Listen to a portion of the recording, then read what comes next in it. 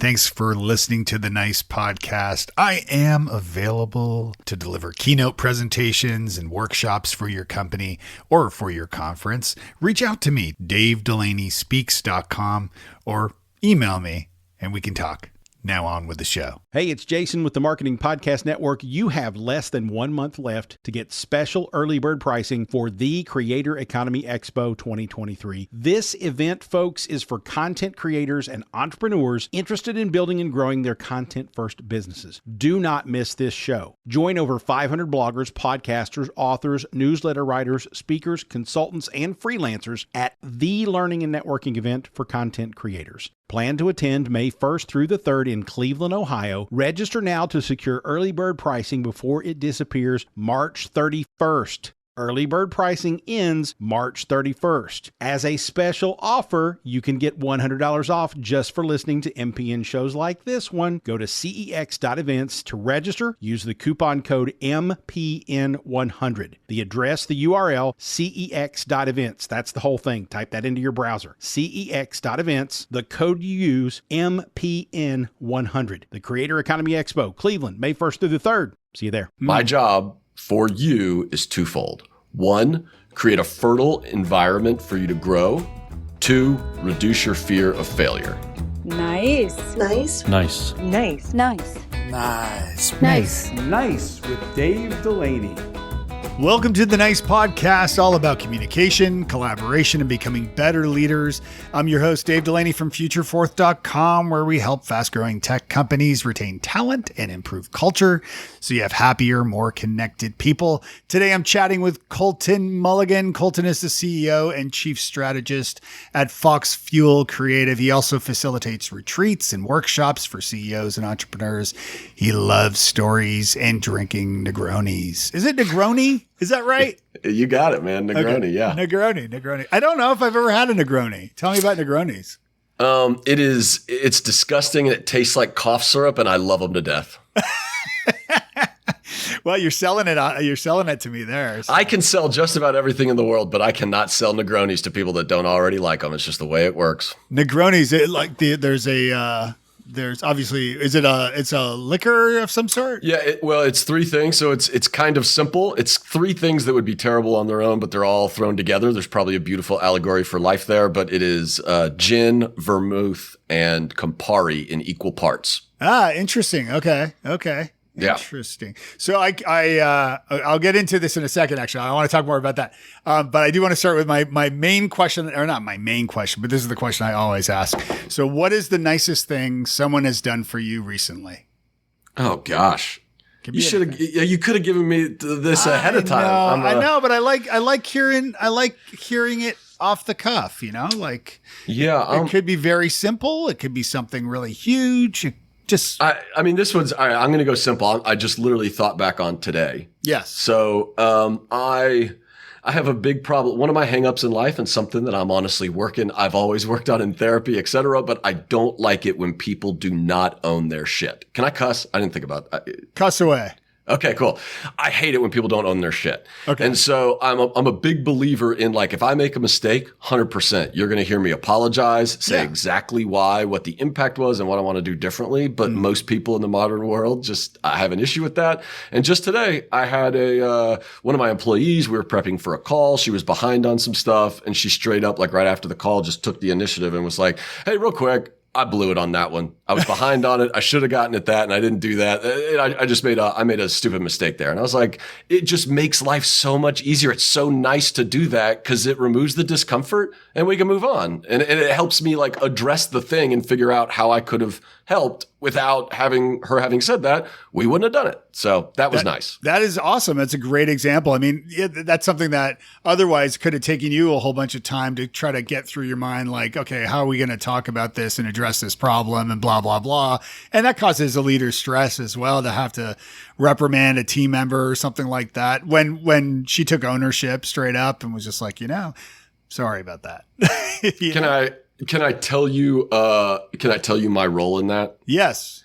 So This happened a couple of years ago, and we may get into it. Short story, I was a really awful boss and manager for a long time, and I finally had an employee straight up tell me that. So I spent years and a whole lot of dollars trying to get better at that and improving and working with coaches and all that stuff.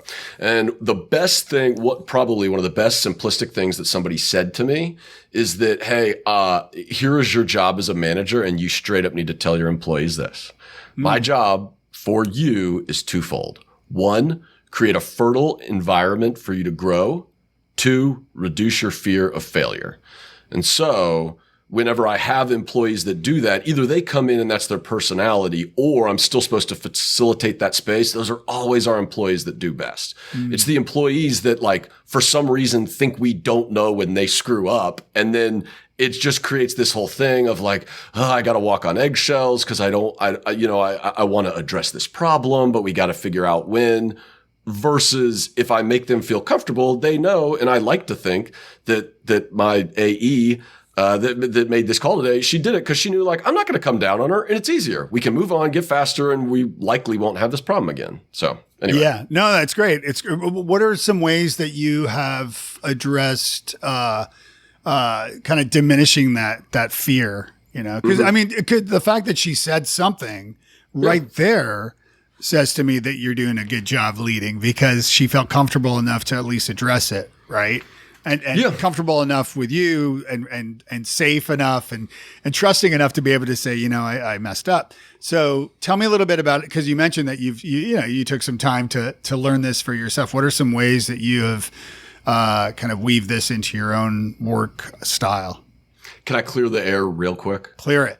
Here's the deal. You said it sounds like you're doing a good job or you're a good leader, et cetera. I need to put a massive asterisk by that and put it all in quotes, only because, like, whenever I talk about this stuff in any capacity, I always feel like the way that you have to give case studies and stories, it makes you sound like I'm further along the journey than so many others. Whereas, like, just out the gate, I want to at least acknowledge that literally as my role at FoxFuel and an entrepreneur, it's definitely still to this day the weakest area that I have in my skill set, i.e. managing people. Hands down. It's the thing I have to work the hardest at, and it's probably the thing I'm the least good at. So I kind of want to say that up front. Yeah, right. Yeah. Okay. So then with that, what I at least do feel comfortable with, and it's the reason why I do feel comfortable talking about it, is because I have tried to be a sponge of knowledge for like 5 years. And I've tried so many different things to incrementally get better at it while acknowledging, like, I am so far from perfect on that. It's abysmal. You get what I'm saying? Yeah. All right, cool. So sorry after giving that disclaimer, give me the question again and I'll hit you. Well, so how have you changed the environment so that your team members are more comfortable and feel safer to address problems and that? The majority of the stuff, at least in the agency world and the nature of the work we do, is just when folks are confused and won't pipe up with questions. And so really, if you start off with, I'm trying to reduce your fear of failure. Even before that, I'm just trying to reduce your fear of asking questions. Yes. That already covers it. And like just right now, there's the millennial bullshit about fake it till you make it, or everybody on Instagram wants to tell you all that stuff. And like, there's a great way to apply that, and there's a bad way to apply that. The bad way to apply that is, hey, the client said something in a meeting and I don't know what that means, so I'm just going to nod my head and pretend without like trying to Google it or just ask after the meeting. So I started doing this. I mean, one of the biggest thing that stuck around after going through all that exercise and trying to formulate a leadership model I use called situational leadership that I've like cobbled together. But every week for 45 minutes, I carve out with whoever's on my team. I normally just have 2 to 3 account executives on my team that I'm managing, honestly. And in that meeting for 45 minutes, we go through 3 questions. Like straight up, what's your headspace today? That's what we open up with, just a number. And it just helps me at least like exercise a little more empathy if somebody tells me, they don't have to dive into all the nitty gritty personal details. They can share as much as they want, but it helps me have a little bit more patience. If there's a hiccup that week or something like that, if somebody says, I'm gonna be honest, man, I'm going through a breakup and I'm having a real hard time. Or, hey, we just got back from vacation with my family and my mom said something that just like rocked my world by way of my confidence of whatever it was. You get what I'm saying? Yeah. So that's the first thing we do. Second thing, do you have any ongoing questions, concerns, or issues with clients or projects to discuss? Right. And so then that is just, hey, over the last week, what got said, what project, what are you lost on? And then the third thing is normally like a skills development thing. So we're normally like reading a book like the Win Without Pitching Manifesto, or like a personal, more like development book, like Emotional Intelligence 2.0, or Strengths Finder. And then, so that's kind of like, what do you call it? I'm calling it a book group, a book club. Yeah. Kind of like a book club. We read the book. How do you apply it? How can this help make you better and happier with yourself and better at FoxFuel? Yeah, that's great. Actually, my friend Arnie used to run CJ Advertising and now runs Pardon Me Better Book Club. Do you use them? I know Arnie. I love Arnie. Sadly, I mean, don't tell him that, but I am not a member of Better Book Club. Okay. But I get it and I love it. Yeah, no, I've had him on the podcast before and we talked about it. So that's why I was curious. Awesome. Yeah. So that's really interesting. And that's great that you've been able to address that. And yeah, something in the NICE method, something I work with leaders on or an idea that I have that I share with them and often they use is what's called Ask Me Anything coffee. And it's sort of like an open door, or virtually or in person, a kind of open door policy during a period of time where your team members can come and ask you anything, within reason, of course, but ask you anything related to work that they ask. Because oftentimes, and I've done this myself, I'm guilty of this, where you work somewhere and you've never asked a question that's really common that you should know the answer to. But then when you've worked somewhere for so long, it gets to the point where it's just too embarrassing to ask that question. Yeah. So I always say, like, 100%. Yeah. Just like, no, there are no stupid questions. Ask me anything coffee. Come and sit down and ask me anything. And yeah. I love something proactive like that because we see it most with interns, but then still, like, even the first year on the job for folks, just saying, hey, do you have any questions? Hey, it's okay. Ask questions. That vehicle alone rarely does anything. So the idea of a coffee or a meeting, I love that. Have you had Sherry Deutschman on yet? No, I haven't. Oh man. So she wrote a whole book about this. So if you don't know, do you know who she is? I don't. It's okay. Yeah. So really successful entrepreneur here in Nashville. She's a member of the Entrepreneurs Organization, but she wrote a book called, Coffees with, I can't remember. It's not Coffees with Sherry. And Coffees so, with the boss or something maybe? No, it's the name. Oh my gosh, I can't remember. Okay. The short story was if you just look up Sherry Deutschman, she's married to Mark Deutschman here in town. Yeah. But she wrote this book, and what's great is she just had this standing policy, like anytime you want to talk to me about something or ask anything, Lucy, that's it. Coffee with Lucy, I think is what it's called. Yeah. And then you just put that on your calendar, and then it doesn't have to be shown to everybody that you're meeting with the CEO to air a grievance or talk about this or talk about that. And so anyway, the book is really just about, hey, how do you build a positive, inviting, empowering culture? It's really cool. Yeah, I'll definitely check that out. I'm not familiar, and also being a Nashville person, I always love connecting with folks in town. So that would be cool. Yeah. So tell me a little bit about your backstory and how you came to FoxFuel. So, where are you from originally? I was a Navy brat, so I moved all over. But by the time I was 10, I was in Knoxville. And so I was there. Then I went to school in West Tennessee at Freed-Hardeman University, and then worked in an ad agency there for 2-3 years. And then I jumped to Nashville a month before the flood and had a job at MMA Creative, which is the agency that we spun out of. So I worked there from 2010 until 2015, January 1st, 2015, when me and my two best friends and business partners bought out our non-compete contracts and started our own agency right in my basement where we're calling into this podcast from. That's great. I love that. And I love the basement agency idea too. Yeah, man. Yeah. Super cool. And tell me a little bit about that relationship as far as working with your best friends. Oh, it's unbelievable. Yeah. For me, it's unbelievable. Like we're all, are you familiar with EO, the Entrepreneurs Organization? Yeah, I've spoken for several chapters of EO. Awesome. Giddy up. All right. So then familiar to you, but Nashville is the largest third largest in the world, largest in North America. There's 280 folks there. If there's anything that I've learned to be grateful of, it is how rare it is to be able to maintain a healthy relationship with your business partners, especially if you're either family or best friends ahead of time. It's so hard to do. The partners and I got lucky in working with each other because we have largely 3 disparate skill sets. So it's kind of difficult for us to step on the other person's toes. And so like delineation of duty helped. And then also the fact that we are all on the exact same strategy.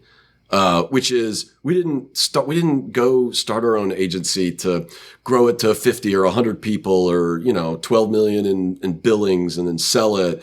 And the partners all have this same vision to straight up do great work with people you love. That's all we're in business for. It wasn't even not to have a boss.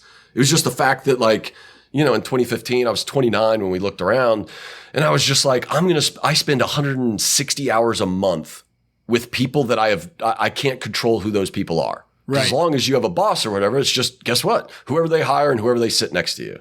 And just realizing that I'm going to spend more time with my coworkers than I will my wife, my kid, my dog. You know what I mean? Any of that stuff. Yeah. So really, it was just this opportunity for us to do that and then have the autonomy. FoxFuel's done very well.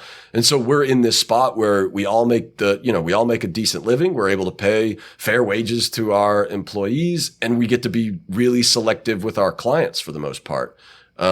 And without, in a weird way, we up our prices and we up the value that we give, but we're not upping our headcount all that much. We're still at 10 folks.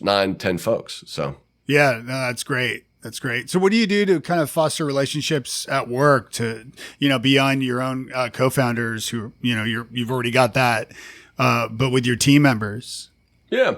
So we do, a couple of basic things. So one, we do all the standard BS that you do at an agency or anywhere now. So we got liquor and beer that you can have. That's fine. Got a pinball machine, no foosball, but we have all that stuff. But really for us, the biggest thing, anytime we do have a new hire or, 1 or 2 new hires normally, which COVID's made it real hard, we try to get a mini retreat or retreat on the books because at our size, and this is, even though it's probably not company wide, but even just team wide, I'd say for even folks that work with larger team or, in a 10,000 person company, but work with a 10 person team or whatever. Yeah. At least for us, getting outside the office and having some sort of personal interaction. So, normally we were doing 1 overnight retreat a year that was normally like 2 nights.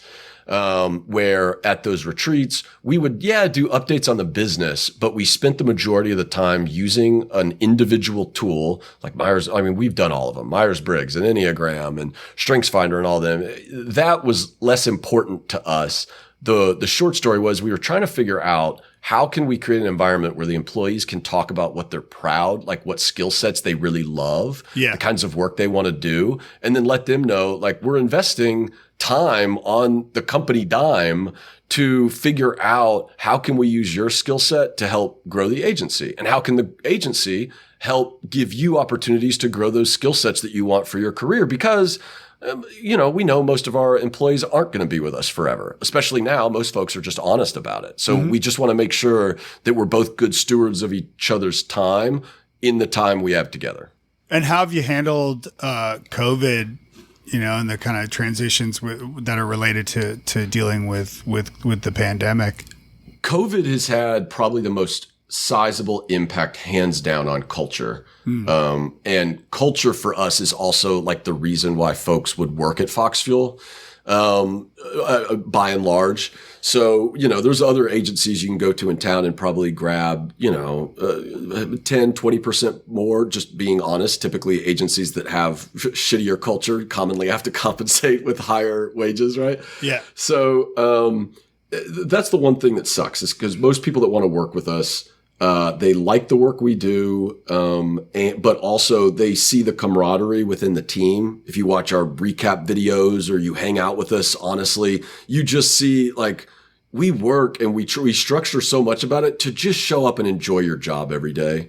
And we can't control everything, but just in our morning rundowns, people are laughing and cutting up and it's not like this Michael Scott. I like to think it's not like this Michael Scott glaze where he just says, we just have fun. I like to think it's not like that, but that's really our offering. Man, going to COVID and virtual where you get it. I don't have to explain it to you. It just that's taken a big hit. So now we're trying to find the ways. How do we get back in the office, still offer flex time, but also have mandatory days, honestly, just so we can all be together and have a happy hour or go to lunch together, stuff like that. Yeah, that's such a big part of it. I really, I've been having conversations both on this podcast and offline to folks as well, and my clients about the hybrid model and the fact that, with some companies going fully remote, the fact that I just can't picture how a company that's fully remote will retain their talent over time. Because they don't build relationships at work, because it's beyond just enjoy, as you're saying, beyond enjoying the actual client side, that work.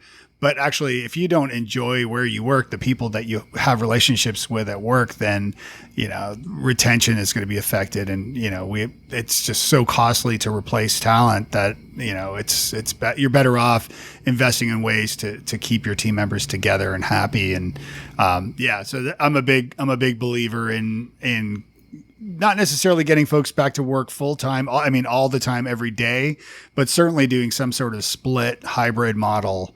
Have you started doing that? I know we're sort of, it's January 19th today, so we're still in the midst of Omicron, but of course we're also both in Nashville, where COVID never took place, apparently. Sure. Yeah. If there's one, to answer your question, and if there was one positive thing coming out of, if you take the view of our culture and COVID, the one encouraging thing that was at least at least we're doing something right. The requests to have 2 retreats a year rather than 1, and the request to start having in-office days, hands down came from the employees, not the 3 partners. So that was just encouraging to say, hey, we have something that's good. The downside is that's a thing that's during COVID hard to get at and crack, but right. At least by way of interest, it was just a reminder of hey, that's why people work here, man. We can build the most kick-ass brands and websites and stuff and commercials in the world. But at the end of the day, people come here because I like to think it seems like they just like showing up together and doing this work together, So yeah, it's a great sign that they're asking to come together that way. I mean, that's a lot of what I do too, is I advise and I speak and train folks at company retreats, because bringing people together, as you're saying, that's such an important thing. And I love the fact that they're recognizing that hey, we need to come together here. Yeah. So the short story on that, we went to a model. We have a flex model. So we stopped it recently just because, you got the ups and downs with COVID and cases spiking. So we try to be responsible there. But here's the standard schedule, because we just don't ever think we'll go back to full time. Right. Mondays are optional for anybody. You can do what you want. Tuesdays, everybody's in the office, and the entire morning is blocked around basically the team going. We do a project rundown where we go through every client, every project, talk about what's missing. And then we don't even try to do client meetings on Tuesday afternoons, because then it's kind of a catch up day and collaboration. Mm-hmm. Wednesdays, grind days, work from home, or we've got one person that loves to go into the office, whatever it is that's hey, we try to have very few meetings, internal or external, and just let everybody catch up on work. Yeah. Flow state, if you're familiar with that. Yeah. Thursdays, client meetings. Since we've, you got 3 days into the week, work's done, you're ready to present it. Back in the office, at least for the account team. Friday's optional, but that's probably the one day where folks opt to show up. We'll normally talk, hey, are we going to go in? Are we going to get grunt? Yeah, you know what? It's a nice day. Let's all go in tomorrow and, grab lunch on a patio, that sort of thing. Yeah. Makes sense. That's a great model. I love it. So tell me, who is someone that was especially nice to you in your career? Brandon Edwards and Michael Burcham. Okay, tell me about that a little bit. And for the folks listening who aren't familiar, maybe give them a little background. Sure, man. So Brandon Edwards was my quasi mentor. He was a great mentor. It was largely, he was awesome about saying we're not going to have standing meetings. We will only meet when you've got a few things to talk about. And his requirement was you've got to email me your 3 questions at least 24 hours in advance. Okay. And I asked him to be my mentor at the start of 2016. And he told me that. I asked him, like, it was one of those networking coffees, the kind of thing that you do, which I'm not asking for business. I just want to meet people around town. Sure. And something just struck me like halfway through the meeting. And I was like, I've never even thought about having a mentor, but I loved the guy so much. He was so cool. He ran Revive Health, which came from Santa Barbara. Yeah, it came from Santa Barbara to Nashville in like 2014. And they're a PR, healthcare, and marketing agency that was at the time like 50 people. Anyway, the guy was great. And I asked him, he was like, yeah, that sounds great. He told me the rules, email my assistant, do this thing. I'll give you 1 or 2 hours of my time whenever you want it. Here's my requirements. And wouldn't you know it, the very next, we booked time for the following month. And I forgot to send over my questions. And that morning, he sent me an email and said, hey, Colton, I'm so sorry you didn't have a chance to send me those questions. Whenever you've got your questions prepared, reach out to my assistant and you can reschedule. And I was like, holy cow, I love this guy. Oh, I just loved it. And you better believe I never screwed up on that again. And now when I mentor folks, I have the exact same rule. And I've sent out those emails before just because, we're all busy and you just want to make sure you value both people's time. That's a total Mr. Miyagi play, by the way. I love it. I love it. It was awesome. But the reason why he was great is, he was 6-7 years ahead of me at building an agency. He had a very different model they were trying to build to sell. And they just finished out their sale last year, I think, to Weber Shandwick. Wildly successful. They had, I don't know, by the time they sold it, 130 people. And I don't know, I think it's private information for their billings, but it was a lot of billings. How's that? Yeah. And so what was great throughout the entire time, man, I didn't know what the hell I was doing. I'd never managed people before. And just every time I had a question of like, man, we got a legal dispute. I'm worried I got to sue these people to collect on this thing. What do you got? Hey man, here's a couple legal documents we got. Here's our employment documents. Here's the way that we structure our statements of work. There were times where he opened up his books and we just compared our P&L side by side. And he was just so open with his business and so willing to just share all of his knowledge while also being just incredibly humble. I've got so much respect for that guy. So, and before you talk about Bertram, with the mentorship, you said you had coffee together and just, you hadn't thought about it, but then during that coffee, like, how did that play? Like, how did that unfold? Did you say, you know what, dude, you need to be my mentor? Or how did that come together? Freelancing and online marketing often looks ideal from the outside, but what's inside? Many time-consuming challenges. SEMrush offers over 50 tools and reports to assist you in every step of your routine, from competitive and keyword research to link building and technical SEO. SEMrush is your digital team member. Let's hit it off. Grab your free trial today and see measurable results. Go to bit.ly/SEMrushMPN. That's bit.ly, bit.ly/SEMrushMPN. You said it. Yeah. I'm a pretty big go with your gut fella, but I'll be honest, my gut doesn't talk to me all the time, but every now and then I'll just have an overwhelming sense of I haven't figured out why all of this is right, but I know I need to do this thing right now. And so just at the end of the coffee, I was like, dude, I really enjoyed this. I was like, hey, I've honestly never thought about it, but would you be interested in being my mentor in kind of a more formal relationship at least? Yeah. And he goes, yeah. And then he gave me the details on it, which was great. Yeah. He patterned. So what he did with me was the same thing he did several years prior in the first year of his agency. He flew up to New York every month. He had 2 mentors and on different sides of the business. And he did the exact same thing. And his mentor did the same thing to him that he did to me. So nice. It was great. Nice. Yeah. So, and what about Michael Bertram? Man, Bertram's awesome. And if you haven't had him on the podcast, I'm sure you will at some point. Oh, yeah. But for those that don't know, he's Tennessean of the Year. He's Entrepreneur of the Year from Nashville. He was on one of Obama's councils for entrepreneurship, just terribly successful. At this point, he's sold $1 billion worth of companies, all in healthcare. And now he heads up a lot of things for Shore Capital, a big, rapidly growing PE group in healthcare. And he sources deals. And he also teaches at Vanderbilt, and he does so many things. He started the Entrepreneur Center. But anyway, all right, I'm done giving his CV. He's also probably the best dressed man in Nashville, I would argue. Don't stroke his ego. I mean, he'll never listen to like my podcast of the thing. I mean, he may listen to it because of you, but the last thing I want is his ego being stroked anymore on that front. So he was really great. He, oddly enough, he became a client because he saw one of the startups that we were working with, we did all their pitch materials and they pitched to Bircham, and Bircham said, I'm not going to hire you, but who did your PowerPoint? And so Interesting. through that, it became a relationship to where, there was a time, where he brought in probably one year, he probably brought in 20% of our billings just because he kept referring us to anybody that would go to him and say, who should I go to for marketing, branding, websites, et cetera. Right. And he would just say, go talk to FoxFuel. They're expensive, but if your budget's right, then they're the only guys to go talk to. So he did that with us for years. And then, just to say thank you, I'd go take him and get drinks and stuff like that and dinners.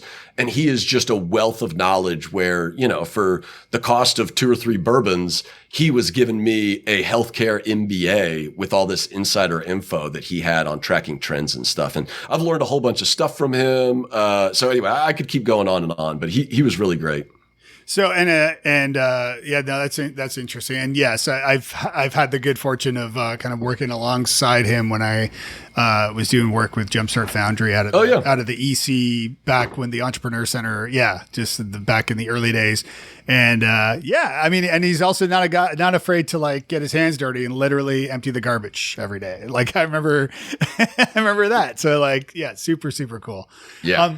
So kind of maybe off topic a little bit, but we talked a little bit about friendship at work and how, you started the company with 2 of your best friends, and then you've kind of embraced this kind of open, friendly communal workplace so that your team members also feel friendly as well. And I noticed that one of your speaking topics is also on making friends. Now I will be 50 in April, and as you get older, and life just, you get busy and all these things. But as you get older, your friends start to drop off only because they're raising families, which I also, congratulations, by the way. Thanks. That's exciting for you. But so as life goes on, your friends kind of drop off and you start to get busy. But as you get older and your kids start to grow up, my kids are now 15 and 16. It's like, oh, I need some friends. Sure. So talk to me a little bit about making friends as a speaking topic, what you cover in that. And then, I'm kind of curious. I'm curious about what speaking topic you're referring to. I'm sure it's on a website or something. Was the speaking topic literally just making friends? Making friends. Shit. I'm sure it was something I had at some point. What I think that was probably doing was, people can be very successful in Nashville if they just know how to be nice to people. Is True. What I think that might be. And I was blown away. I had a thing called breakfast, lunch, or beers for the first 2 years of FoxFuel because there was so much. That's how I came to know Brendan Edwards. He just showed up in there. But the short story was just making friends to where like most of the folks. I invest time in I've got a poker night coming up, right? I'm terrible at poker. I'm just there to crack jokes. And there's people in that room there. It's a room full of entrepreneurs and very successful people. And so the joke is I'm the least successful guy that knows the least about poker, but I talk the most that night. And it's just, there's folks in there that could be clients or may not. But I've noticed that when folks especially come from out of town or the coasts, DC, I'm just shitting on cities now, but DC, LA, New York, sometimes Chicago, there's this thing they carry with them where it's there's a subtle game of I need to establish my authority in this coffee or beer, and I kind of need to figure out how I could use you at some point. Those aren't my words. That is what other people, my friends in those cities have said. So I'm not just trying to do that. Nashville operates differently. And for whatever success I've had in getting connected with folks, so much of it was I steered more towards the kinds of things I would do. And I relentlessly ask questions of people when I'm asked them out to go get coffee or whatever. Like my goal is to not answer a single question. Just because if I can cultivate like a really great sense of curiosity about that person, or they can teach me about their industry, or now I can ask about parenting and like all this stuff. Yes. It's just, I kind of get to sidestep the bullshit on like, well, tell me, what were your last 2 jobs and tell me about your philosophy of that. Like that then became the thing where they become, some folks become clients and stuff over time. And the relationship is just so much better. And I guess it's the benefit of FoxFuel. We only work with people we like. Right. So if we don't like you, we find a way to either price you out or fire you outright. And there was the great client firing of 2018 that we joke about when we just pulled up the list and we were like, we're done with these folks. They're out. So I don't know if that answered the question or not. It sounded like you had maybe a employee question in there. So was that, did I answer it there? Yeah, no, it's good. And I think to your point about listening effectively, when I speak and train on active listening and how to actually hear your team members and the people you're communicating with, I think one thing that stands out to me is the fact that the word listen is an anagram for silent. Oh, that's cool. Yeah, it's awesome. And when you see the letters, you're like, oh, wait, yeah, it's like there. The word is right there. And so the idea, as you said, of having a goal of not, answering questions and rather listening and asking the questions, I think is a big thing. In fact, I'm more extroverted and my son is quite introverted. And we talked a long time ago about, kind of being shy also with people. And I said, just let them do the bulk of the talking. Like ask the questions, ask open-ended questions, and then follow up those questions with more questions so that the person does the bulk of the talking and you learn from whatever they're saying. And then, it's just such a win-win. And so I often advise this for more introverted or shy people as well, who are, I wrote a book about networking. So going to networking events, how to best handle that. So do you consider yourself more introverted or extroverted? I know nobody is 100% either, but what are your, I'm curious. I'm damn close to it, my dude. To the extroverted or introverted? Oh yeah, extroverted, man. Yeah, I get all of my energy. The only times where being around lots of people drains me a little bit is like if I do an 8-hour facilitation. Oh sure, yeah. On getting to the 5% and stuff. I found that my mental faculties of like trying to track a group of 7-8 people, see if everybody's engaged, respond, think about emotionally what the room's going through, stuff like that. That's one time I'm exhausted, but I still go out to dinner and drinks with those folks if they're up for it. So, sorry, that's a super long answer to yes, I'm a 99% extrovert. So, yeah. No, that's great because, as I said, I'm extroverted as well. And because I've written a lot and done a lot of thinking about networking and connecting and communication for introverts, because oftentimes it's the introverts who are the ones who are challenged with those kinds of heavy, deep social settings. But what's funny these days, not funny, air quotes funny, is I feel like there needs to be like support groups for extroverts now because of COVID, because of being shut into your house 24/7 and not being able to go out and meet people and connect with them like you used to. And I joke that, my wife is much more introverted. My son is introverted. My daughter, regardless, my daughter's more extroverted, but my kids are teenagers. So this is kind of the scenario. I work by myself at home with the dog. My wife gets home from work. The kids get home from school. I'm really excited. I'm like, hey guys.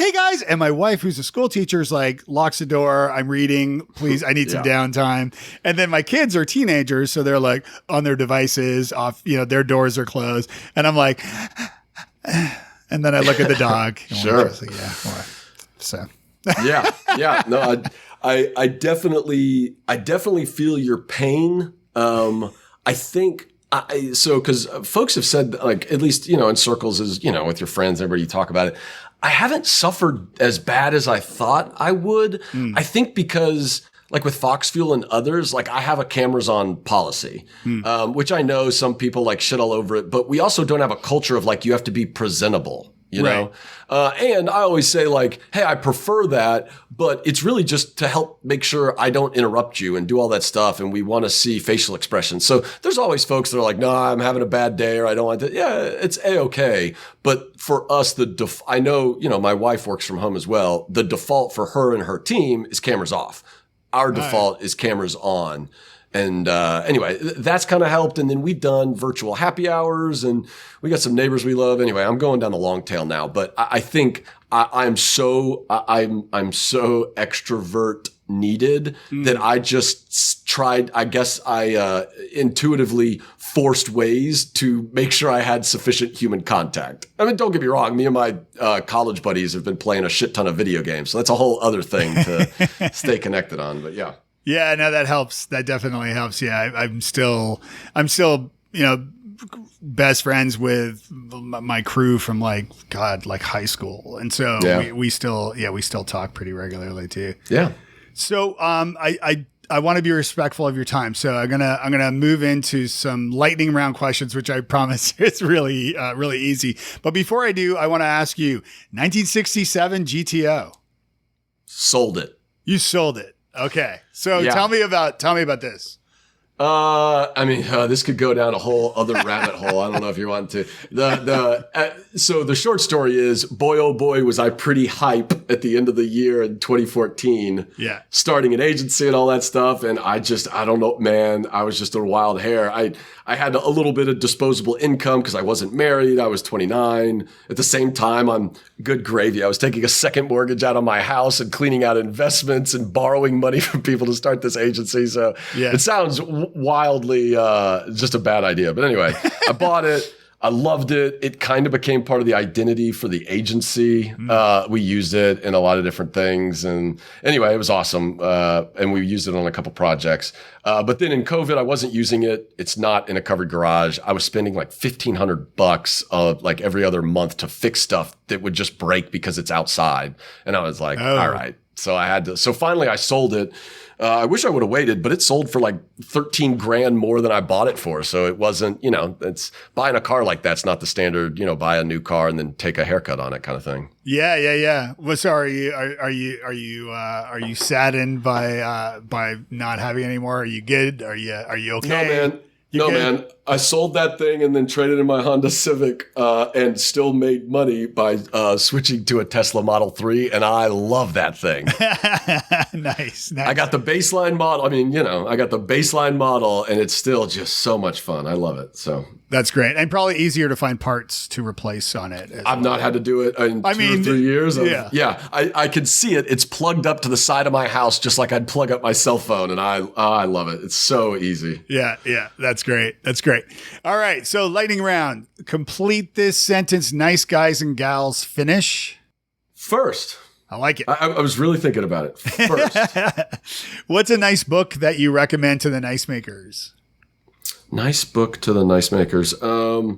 Emotional Intelligence 2.0. Just to help with self-awareness and find of the 4 or 5 categories, dimensions of emotional intelligence, what are you weak on?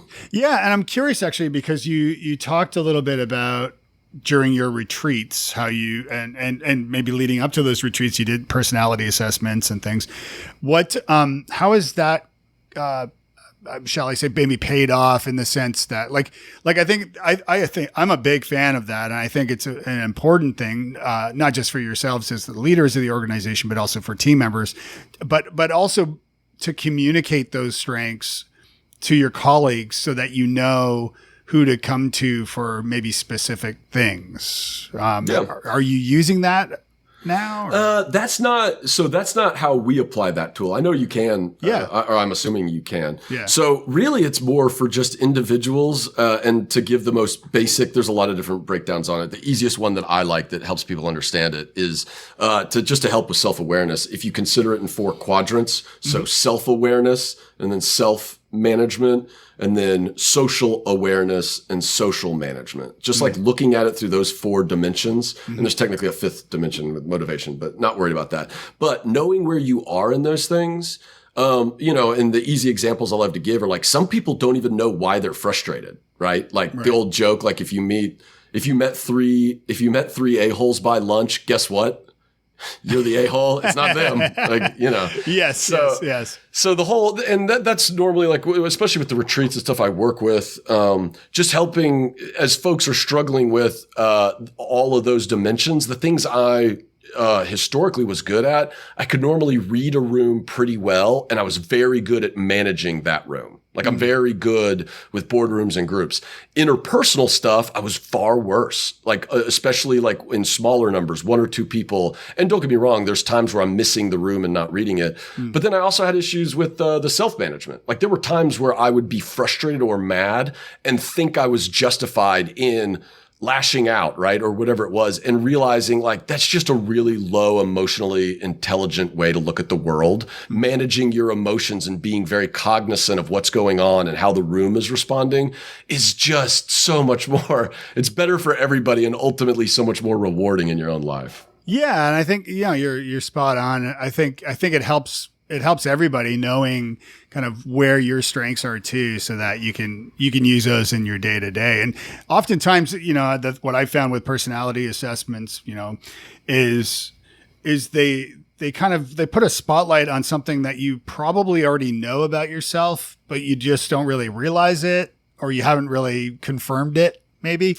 but you do the personality assessment and you're like, oh, communication is my number one thing. That makes a lot of sense. And now I know for sure. I can't remember. I know it's a Malcolm Gladwell book. I can't remember if it's Blink or Outliers. I think it's Blink. Yeah, it's Blink. The short story is he talks about a thing where I think he's talking about wine. I think he's talking about sommeliers. And he talked about one of the biggest things they discovered is that just the fact of knowing the words, the 100 words used to describe wine, rapidly advances your ability to describe, analyze, and tell the difference between it. And I think about that concept a lot in different areas because so much of the game is just understanding the word and then the concept to be able to apply it. And then I had another analogy. I was in college and there was somebody I was talking to from like Brazil it doesn't matter. They spoke Spanish, not Portuguese.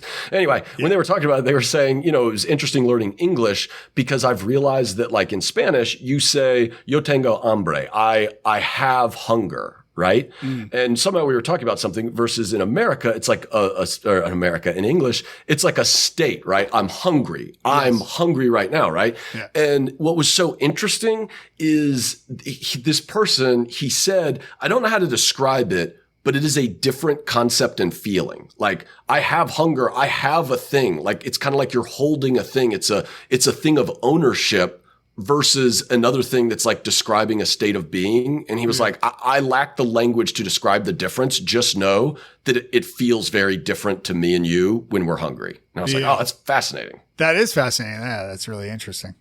All right. How is Colton nice to himself? Oh, man. I'm great to myself. Thanks to, thanks to, 7-8 years of therapy, and a civic's worth, I don't know, it's way too much money, spent into it. Yeah. However, all of it's been justified. So, man, I'm great for myself. If there's been one thing, probably the last 7 years, freeing myself from guilt and shoulds. You can should all over yourself, particularly as an entrepreneur. So at least for me, there's so many rooms that I was into that I'd be in, and maybe you can relate, where I just felt like I wasn't doing enough. Everybody's talking about the latest business book, and I'm spending 80 hours a week on my business and all this. And like, I would just beat myself up so much. And then I had to give myself so much more grace, and I take time for mindfulness and everything. And there's times where I unplug at 4 or 4:30, because it's just like, dude, I can tell that I'm not going to be really productive the rest of this day, and I'm not going to feel bad about it. Yes. I'm going to go pour myself a Negroni. I'm going to pop down on the couch and I'm going to hang out with my dog and my wife, and that's it. I'm not going to think about work anymore. Good call back on the Negroni, by the way. There you go. Boomerang it, baby. No, but you're right. You're absolutely right. I mean, so one thing that I've learned, and I've mentioned this multiple times in my own therapy sessions and things, is the importance of one thing that I've drilled in on is the idea that when you look back too much, it can kind of trigger or lead to depression. And when you look too much to or if you think too much in the future, that can lead to anxiety. And so it's so important to be present right? Focus on the current, like your current state and what's going on. And just, that's when you kind of hit this sort of peaceful point. And that's something that I got lost in following the news and fear by all the different things.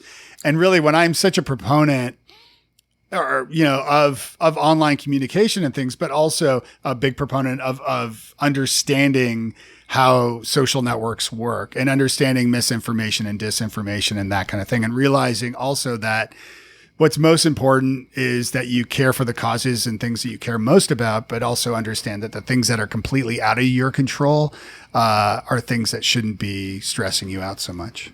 I respect your level of self-awareness, and you're dropping a lot of cognitive behavioral therapy keys to success. So I'm all about it, man. Yeah. All right. So if you had a billboard, what would it say? It would say, "A smooth sea's never made for a skilled sailor." Ooh, I like that. That's good. Where'd you get that? I love all these like really short aphorisms. There's another version of it that I love that I'll credit my boy Joe Askew with, that put on our shirt one time, and it says, "A ship is safe in harbor, but that's not what ships are built for." So, that's good. That's good. I could go down a whole list of, oh my gosh, the deep meaning and things that I love, and I think healthy ways to apply those two things. But I'm not even a sailor. I couldn't even tie a square knot. Like I'd be awful on a sailboat, but I love those concepts. I actually just saw something the other day, some kind of graphic thingy that it said something to the effect, I'm kind of going off the top of my head here, but it was something to the effect of that a ship on a stormy ocean can just float and be fine. But if the ship takes on water, well, it's not going to work out well. And the same can be said for our own minds, that, when we're kind of floating, we're good. But if we start taking everything in, well, that's not going to end so well either. I like that. Hey, seafaring analogies for the business world. I'm all about it, dude. There you go, me hearty. All right, Negronis. So who makes the best Negroni in Nashville for our Nashville people? Or is that you? I make the best for my very particular flavor profile. Here's what I'd say, especially because that's an interesting concept, but in reality, a lot of the best bartenders hop to different bars around town. Yes. And so I'd say the easiest thing, any place that knows how to serve good ice and knows how to balance a really great gin in there. Like if you want to go with something really botanical. I sound like such an asshole. I've become, oh my gosh, I'm eye rolling myself right now. I can't believe I'm that guy. But I've spent nothing but the last 18 months drinking only Negronis, so now I care about it. Dude, I could be kind of fancy pants too, but as soon as you said anyone who has great ice, I think of Sonic. Oh no, you're wrong. So the chemistry in it, you want a very, I can't believe I've thought about this, but you want a very different surface to weight ratio of your ice. So you want big ice cubes or big balls of ice, because I can't believe I'm not talking about this anymore because I sound like a douchebag. I can't do it. Well, I'm intrigued. I actually quit drinking a year and a half ago now. Go, congrats, man. Thanks. Yeah. Well, if it wasn't for all the amazing non-alcoholic beers and microbrews that are popping up, and there are plenty, and they are great. Something I've kind of been obsessing on. But there is apparently some good non-alcoholic gins that I've been hearing about. Yeah, like good. And so I have by good authority. So I need to investigate this a little bit. I love it, man. See if I can whip up a Negroni. All right, how it goes. All right, Colton, how can people get a hold of you? How can they reach out and connect with you? You can go to our website, FoxFuelCreative.com. There's a thing on there. If you scroll past 50% of the page, or you scroll up and your mouse looks like it's going to hit the back button, a little pop-up will appear, and it'll say, "Get coffee with Colton. Stop snooping and let's get together already." So nice. Awesome. Great. Well, thank you so much for joining me today. It was awesome. Yeah, man. Thanks for having me. Thanks for listening to the Nice Podcast. Please leave a review if you enjoyed this episode at friend.nicepodcast.co. And you can find show notes, links to other episodes, and lots of other goodies over at nicepodcast.co. Music by Alistair Crystal at alistaircrystal.ca. We'll see you next time, and be nice.